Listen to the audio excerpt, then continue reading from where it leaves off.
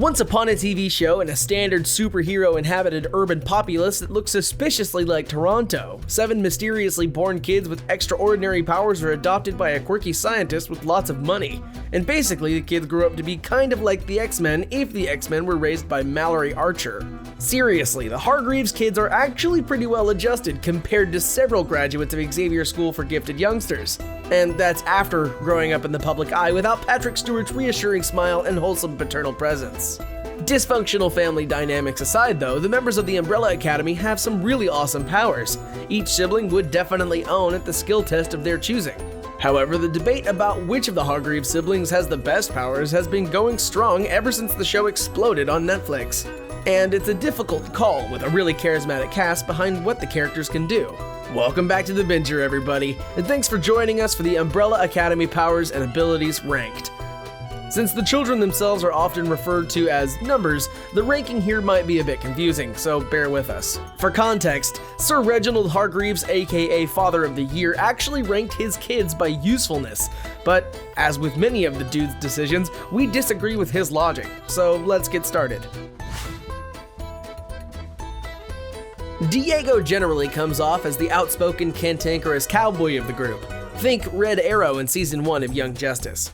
Out of all the siblings, he arguably harbors the most resentment toward their late father at the beginning of the series, and Klaus is the only family member he ever seems remotely willing to be around. The character can hold his breath extensively and can throw and manipulate weapons, particularly knives, with enhanced precision. As an ex-police officer, Diego is also highly advanced in combat, reconnaissance, and deductive reasoning. And like all great vigilantes, he's fast on his feet and is trained to the point of achieving formidable strength and stamina. He's consistently one of the only siblings who can go toe-to-toe with the time-jumping super assassins Hazel and Cha-Cha. Where Diego loses points is his temper. Unlike stylistically similar heroes like Batman, Diego spirals when he's emotionally compromised. This even leads him to relentlessly hunting down Hazel and Cha-Cha after they do away with his former colleague and love interest, which would be fine, except for the fact that the world is ending in less than a week, so you know, priorities. Many fans have pointed to Diego being the heart of the family.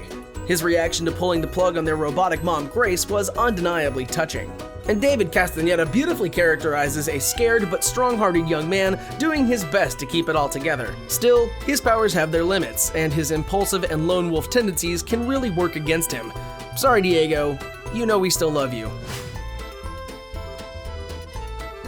Sharply referred to by his father as number 1, Luthor, played by Tom Hopper, usually falls into the role of group leader by default. When the Umbrella Academy was a pop culture phenomenon, Spaceboy was often considered the face of the preteen superhero squad.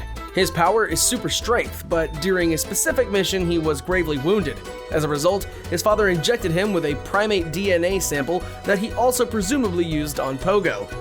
Luthor's body mutated, which appears to have fortified his strength considerably. Where the character falls short is not necessarily knowing how to leverage his ability. Super strength in superheroes like Captain America or Buffy the Vampire Slayer are proven that coordination and cognition are just as important as muscle.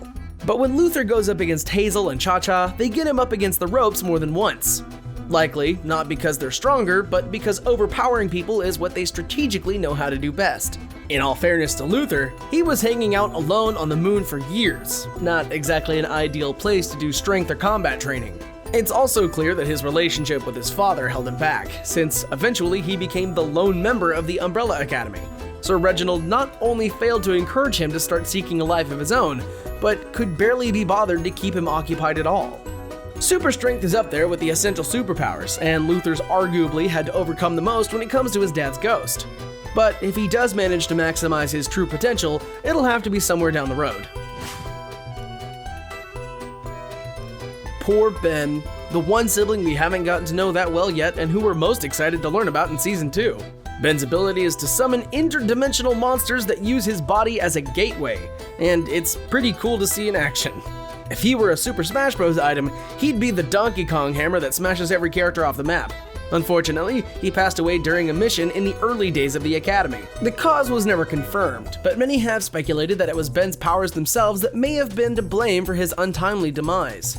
A flashback to the Academy in their heyday also reveals that Ben took no pleasure in using his gift, and the extent to which he could even control was never made clear. But it's probable that the tentacle-thrashing creature he summons is nowhere near as easy to negotiate with as Ursula the Sea Witch. Yes, it looks pretty awesome from the outside, but you really have to question whether something so chaotic it can't be controlled is really worth having. The Season 1 finale implied that Ben will more than likely be appearing more regularly in Season 2. So he may still reveal what his powers can really do when he has full control. Maybe after hanging out in the afterlife for a couple of years, Ben and the tentacle monsters have become more like Ash and Pikachu, and they'll have some next level combo attacks that no one sees coming.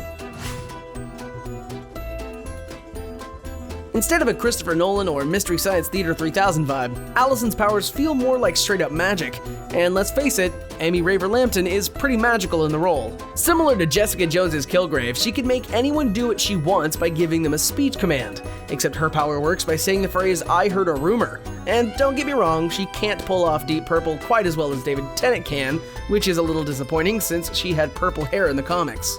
So Alison's powers are obviously incredibly useful in just about any tough jam. She can subdue bad guys, calm innocent bystanders, prompt confessions. Heck, if she wanted, she could end world hunger by making every corrupt billionaire on the planet give their wealth away to charity. But she's mostly used her gift selfishly, in order to bolster her own success and make shortcuts through pretty menial conflicts, hence why her marriage and relationship with her daughter aren't going great. The major drawback to her power is the requisite of saying, "I heard a rumor" before issuing a command. That was made painfully apparent when she tried to use it on her sister Vanya, only to have her throat slashed before the phrase could be completed. Without the ability to speak, she's just an ordinary person. And the show's first season doesn't even delve into all the times she could have been easily knocked unconscious or gagged during a mission. Klaus, the lovable scamp, became an instant fan favorite when the show premiered. Robert Sheehan crams in the laughs, chills, and feels of the character, making Klaus's arc one of the most rewarding. It's a rather pleasant surprise since his powers are one of the most underrated and most extraordinary. At first glance, Klaus's ability is to talk to the dead. This is demonstrated through interactions with Ben, who occasionally shows up with a brief soliloquy that only his brother can hear. But Klaus has no interest in using his abilities and is mostly interested in having a good time.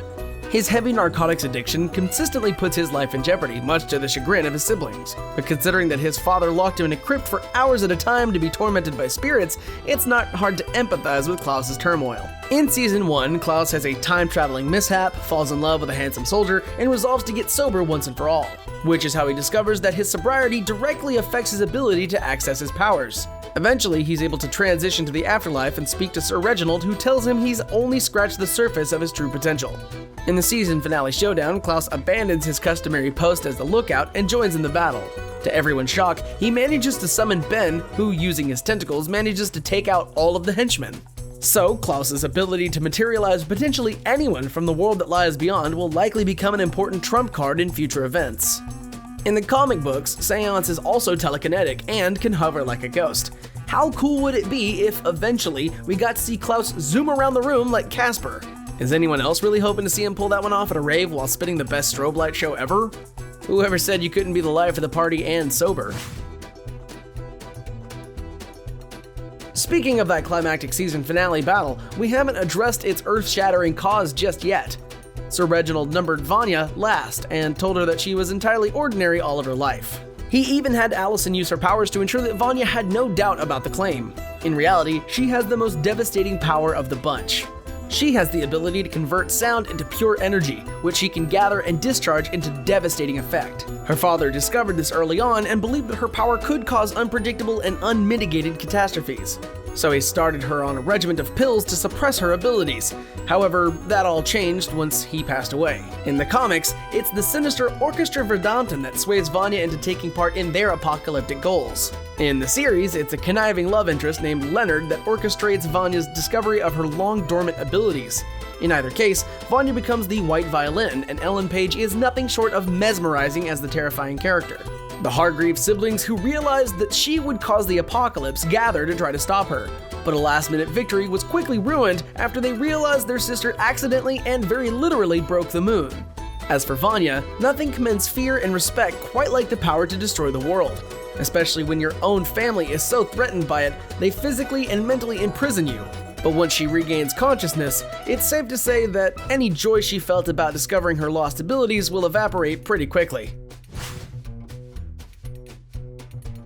Fortunately, the last Hargreeves on our list had one last Hail Mary option while the sky was falling. Finally, we have number 5, sometimes referred to in the comics as the Boy. At first glance, he has pretty much the same powers as Nightcrawler from the X-Men. He can jump through physical space at short range and rapid speeds, which comes in pretty handy in a game of Confuse the Bad Guys.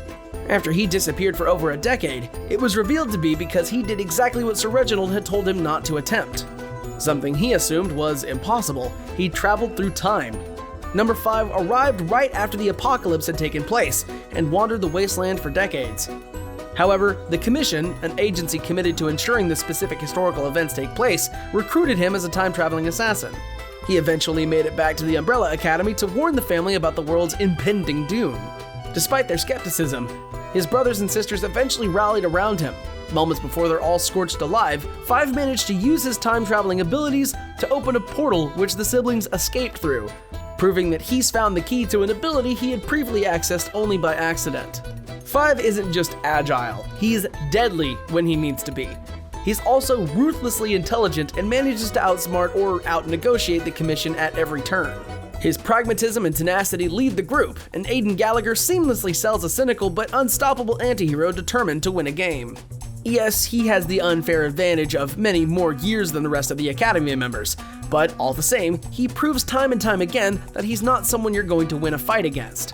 When it comes right down to it, the Hargreeves and the planet would have been toast without 5. Well, that's our Umbrella Academy members ranked by powers and abilities. What do you think? Did number 5 deserve top spot? Do you think someone else deserved bottom ranking? Do what you do best and let us know in the comments. You know we love to hear from you. Before you go, if you enjoyed this video, don't forget to give us a big thumbs up and subscribe for more great content from The Binger. Thanks for watching, and we'll see you next time.